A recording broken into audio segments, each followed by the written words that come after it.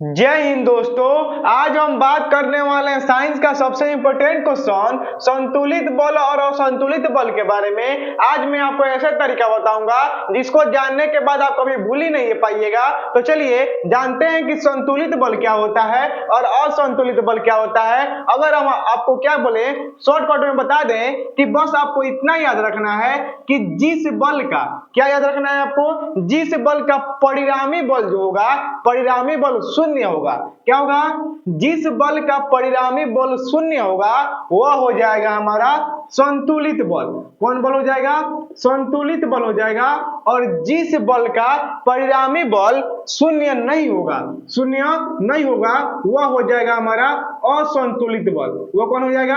असंतुलित बल। आपको इतना याद ही रखना है कि जिस बल का परिणामी बल शून्य होगा वह हो जाएगा संतुलित बल, और जिस बल का परिणामी बल शून्य नहीं होगा वह हो जाएगा आपका असंतुलित बल। तो चलिए जानते हैं डिफिनेशन के माध्यम से और अच्छे समझते हैं। तो देखिए मैंने यहाँ पे पहले लिख दिया संतुलित बल, उसके बाद लिख दिया है असंतुलित बल। तो देखिए संतुलित बल का डिफिनेशन क्या कहता है। डिफिनेशन कह रहा है जब किसी वस्तु पर लगने वाले सभी बलों का परिणामी बल शून्य होता है। क्या कह रहा है डिफिनेशन? डिफिनेशन ये कह रहा है कि जब किसी वस्तु पर लगने वाले सभी बलों का परिणामी बल शून्य होता है तो उसे हम लोग संतुलित बल कहते हैं। क्या कहते हैं? संतुलित बल कहते हैं। मान लीजिए ये कोई वस्तु है और ये क्या है?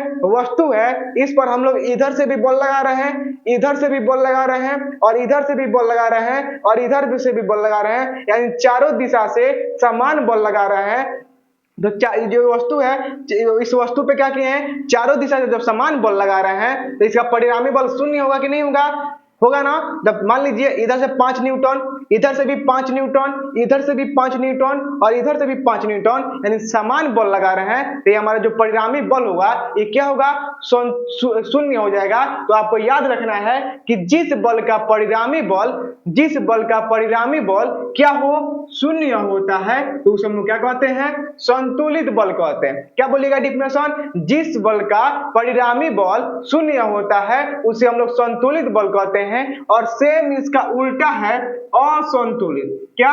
सेम इसका उल्टा है असंतुलित। आपको कुछ नहीं करना है, सेम इसमें शून्य ना होता था परिणामी बल, लेकिन इसमें शून्य नहीं होगा। तो आप इसका डिफिनेशन बोल सकते हैं वैसा बल जिसका परिणामी बल शून्य नहीं होता है, शून्य नहीं होता है तो उसे हम लोग असंतुलित बल कहते हैं। क्या बोलिएगा?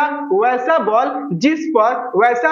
जिसका परिणामी बल शून्य नहीं होता है तो उसे हम लोग असंतुलित बल कहते हैं। आपके लिए एक सवाल है कि जो हमारा बल होता है इसका फॉर्मूला क्या होता है? अपनी राय हमें नीचे कमेंट करके जरूर बताइएगा। और यह वीडियो आपको कैसी लगी हमें नीचे कमेंट करके जरूर बताइएगा। आई होप दोस्तों, आशा करता हूं कि वीडियो आपको अच्छी लगी होगी। और यह वीडियो आपको कैसी लगी हमें नीचे कमेंट सेक्शन में जरूर बताइएगा।